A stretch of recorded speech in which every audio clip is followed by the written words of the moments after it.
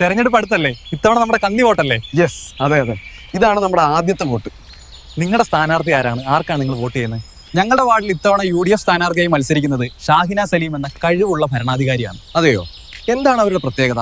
എങ്ങനെയാണ് കഴിവ് തെളിയിച്ചത്? അവർ 2010 ചെങ്കളയിൽ മത്സരിച്ച് ജയിച്ചു, വികസന സ്റ്റാൻഡിംഗ് കമ്മിറ്റി ചെയർമാനായി പ്രവർത്തിച്ചു. അത് മാത്രമല്ല, 2015 വീണ്ടും ജയിച്ചു, പഞ്ചായത്ത് പ്രസിഡന്റായി. അതിവിശിഷ്ടമായ ഭരണമാണ് കാഴ്ചവെച്ചത്.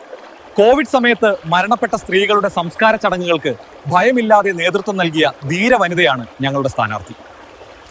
ഗുജറാത്തിൽ മോഡി പങ്കെടുത്ത മീറ്റിംഗിൽ ഹിജാബ് കാരണം കയറ്റരുതെന്ന് പറഞ്ഞപ്പോഴും ഇത് എന്റെ അവകാശമാണ്, ഞാൻ ഇന്ത്യക്കാരിയാണ് എന്ന് പറഞ്ഞാണ് ഹിജാബ് ധരിച്ച് മീറ്റിംഗിൽ പോയത്. കഴിവും വിദ്യാഭ്യാസവുമുള്ള ഷാഹിന സലീമിനാണ് ഞങ്ങളുടെ കന്നി വോട്ട്.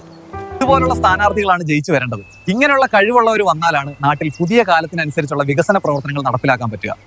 16ാം വാർഡിന്റെ വികസന തുടർച്ചയ്ക്ക് ഷാഹിന സലീമിന് തന്നെയാണ് ഞങ്ങളുടെ വോട്ട്.